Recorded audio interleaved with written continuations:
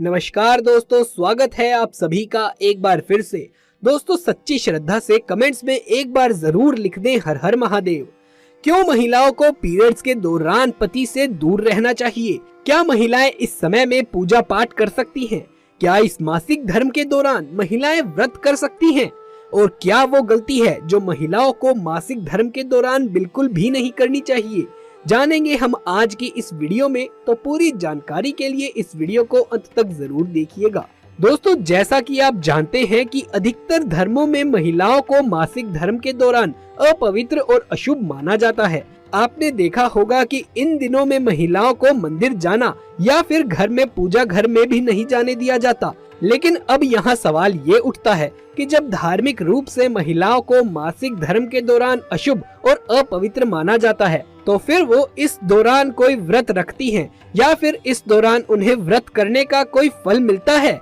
क्या ये शास्त्रों के अनुसार है? अगर हाँ, तो इसके पीछे का क्या कारण है? आज के इस वीडियो में हम आपको महिलाओं के मासिक धर्म से जुड़े ऐसे ही कुछ सवालों का जवाब देने का प्रयास करने वाले हैं। लेकिन उससे पहले आपसे एक छोटी सी रिक्वेस्ट है कि इस वीडियो को लाइक करके अपने दोस्तों और रिश्तेदारों के साथ ज्यादा से ज्यादा शेयर करें। साथ ही हमारे चैनल पर अगर नए हैं तो इसे सब्सक्राइब करके पास वाले बेल आइकन को भी दबा लीजिए। चलिए शुरू करते हैं वीडियो को।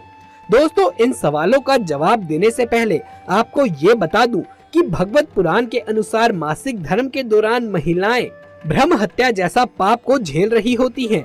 जी हाँ, भगवत पुराण में वर्णित कथा के अनुसार एक बार इंद्रदेव की किसी अपमानजनक बात से गुरु बृहस्पति उनसे नाराज हो गए और वो स्वर्ग लोक छोड़कर कहीं और चले गए। उधर जब इस बात की सूचना असुरों को मिली तो असुरों ने देवलोक पर आक्रमण कर दिया, जिसमें देवराज को पराजय का सामना करना पड़ा और उन्हें अपनी गद्दी छोड़कर भागना पड़ा। उसके बाद इंद्रदेव ब्रह्मा जी के पास पहुँचे और उनसे मदद करने को कहा। तब ब्रह्मा जी इंद्र से बोले, इस समस्या से निजात पाने के लिए तुम्हें एक ब्रह्म ज्ञानी की सेवा करनी होगी।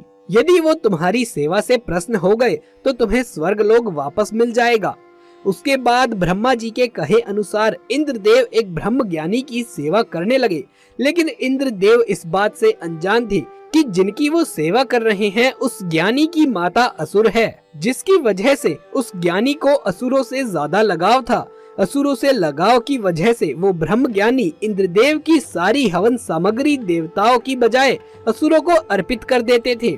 उधर कुछ दिनों बाद जब इस बात का पता इंद्रदेव को चला तो उन्होंने क्रोध में आकर उस ज्ञानी की हत्या कर दी। फिर उन्हें तब ये ज्ञात हुआ कि उन्होंने ब्रह्म हत्या कर दी है और ये एक बहुत बड़ा अधर्म है। तो वो एक फूल में छुपकर भगवान विष्णु की पूजा करने लगे।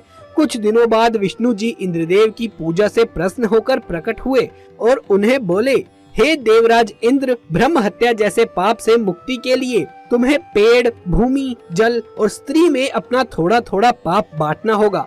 साथ में सभी को एक एक वरदान भी देना होगा। उसके बाद इंद्रदेव सबसे पहले पेड़ से अपने पाप का अंश लेने का अनुरोध करते हैं।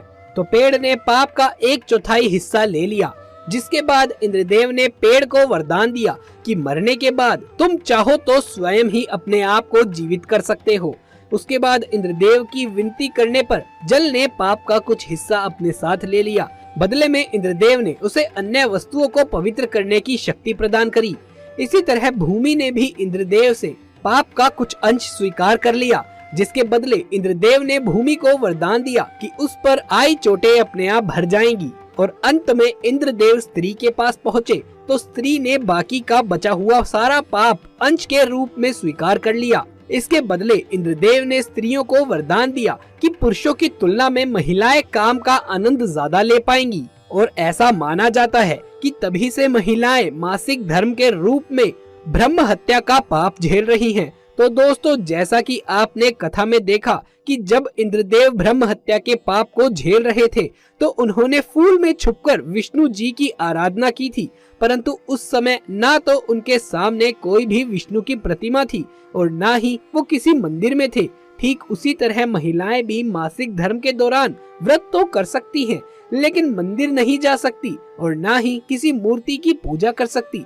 परंतु अगर इस दौरान ऐसा करती हैं तो भगवत पुराण के अनुसार इसे पाप माना गया है। यानी मासिक धर्म के दौरान अगर कोई स्त्री मंदिर चली जाए या फिर किसी देव की प्रतिमा की पूजा करे तो वो पाप की भागीदार मानी जाती है, जिसकी सजा उसे उसी जन्म में भुगतनी पड़ती है। लेकिन आपको ये भी बता दूं कि इस दौरान महिलाएं मानसिक रूप से कमजोर हो जाती हैं, इसीलिए उनका तिरस्कार करने की बजाय उनका मनोबल बढ़ाने का कार्य करें, क्योंकि कई जगह ऐसा देखा जाता है कि जानकारी के अभाव में लोग मासिक धर्म के दौरान बुरा बर्ताव इनसे करने लगते हैं। इसी के साथ दोस्तों, इस समय में महिलाएं शारीरिक रूप से भी कमजोर होती हैं। वो इस समय काफी पीड़ा का सामना करती हैं। ऐसे में पति के साथ संबंध बनाना सही नहीं है और इसीलिए इस समय पत्नी को पति से दूर रहना चाहिए और स्वच्छता के लिहाज से भी ये बहुत ही जरूरी माना गया है। इस समय में महिलाओं को शारीरिक श्रम से भी बचना चाहिए। साथ ही दोस्तों, महिलाओं के मासिक धर्म के दौरान ये बातें आपके और आपके परिवार की समृद्धि पर फर्क डाल सकती हैं।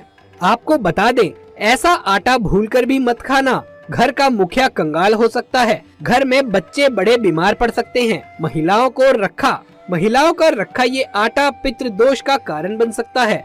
दोस्तों, रसोई घर वो जगह है जहाँ पर महिलाओं का राज चलता है। रसोई घर में महिलाएं अपने हाथों से तरह तरह के पकवान बनाकर खिलाती हैं, जिससे परिवार में हर एक सदस्य को ऊर्जा प्राप्त होती है। लेकिन क्या आप जानते हैं, भूलकर भी ऐसा आटा कभी मत खाना। दोस्तों, शास्त्रों के अनुसार किसी भी महिला को मासिक धर्म के दौरान रसोई घर में जाकर भोजन नहीं बनाना चाहिए, आटा नहीं गूंथना चाहिए, सब्जियां नहीं काटनी चाहिए, चाय आदि भी नहीं बनानी चाहिए। इसके पीछे का कारण ये है कि आयुर्वेद के अनुसार महिलाओं को ऐसे समय में पीड़ाओं से मुक्त नहीं माना जाता। इसी कारण किसी बीमार व्यक्ति से या मासिक धर्म होने के दौरान महिलाओं के हाथों द्वारा भोजन बनवाने पे या उस भोजन को ग्रहण करने पर शुभ नहीं माना जाता। ऐसा खाना दूषित माना जाता है। हमारे शास्त्रों में बताया जाता है कि ऐसे समय में महिलाओं का मान सम्मान करना चाहिए और उन्हें आराम पूर्वक घर में विश्राम करना चाहिए। अक्सर परिवार में कई लोग ऐसे होते हैं जो महिलाओं के मासिक धर्म के दौरान उनसे काम काज करवाते हैं, जो कि पूरी तरह से गलत है, क्योंकि ये समय महिलाओं के आराम करने का होता है। ऐसे समय में जब कोई बीमार व्यक्ति या महिला रसोई घर में खाना बनाएगी तो उनके अंदर से निकलने वाले बुरे अवशेष खाने में चले जाएंगे, जिसके कारण जो भी व्यक्ति उस भोजन को ग्रहण करेगा उसे भी वो दोष लग जाएगा। जाहिर सी बात है, जब उसे दोष लगेगा तो घर में दरिद्रता वास करेगी, जिसके कारण आपका जीवन कष्टकारी हो जाएगा। अब दोस्तों, पहले के जमाने में परिवार के साथ लोग रहा करते थे। एक परिवार में बहुत सी महिलाएं हुआ करती थी। अब न्यूक्लियर फैमिलीज है, अब सब अलग अलग रहते हैं और हर घर में लगभग एक ही स्त्री होती है। ऐसे में आप स्वच्छता का ख्याल रखें, बिना नहाए किचन में बिल्कुल भी ना जाएं। दूसरी बात ये कि जिस समय आपको पीड़ा हो रही है, यानी पेन हो रहा है, दर्द हो रहा है, उस समय में आप खाना ना बनाएं और पर्टिकुलर उस टाइम पर थोड़ा आराम कर ले। आगे पीछे आप काम कर सकती हैं, क्योंकि जैसा कि मैंने आपको बताया कि आजकल परिवार में आम तौर पर एक ही महिला होती है, तो ऐसे में अगर वो घर का काम ना करे तो काफी दिक्कतें आती हैं। तो आप पीड़ा के समय काम ना करें, किसी अन्य समय आप मासिक धर्म के दौरान भी काम कर सकती हैं। तो दोस्तों, ये थी आज की वीडियो। अगर ये वीडियो आपको अच्छा लगा हो तो इसे एक लाइक करके इसे ज्यादा से ज्यादा शेयर करें। साथ ही अगर आप महादेव शिव के सच्चे भक्त हैं तो कमेंट बॉक्स में हर हर महादेव लिख दीजिए।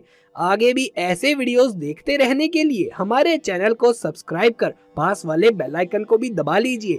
जल्द मुलाकात होगी आपसे किसी अगली वीडियो में। तब तक के लिए आप सभी का धन्यवाद।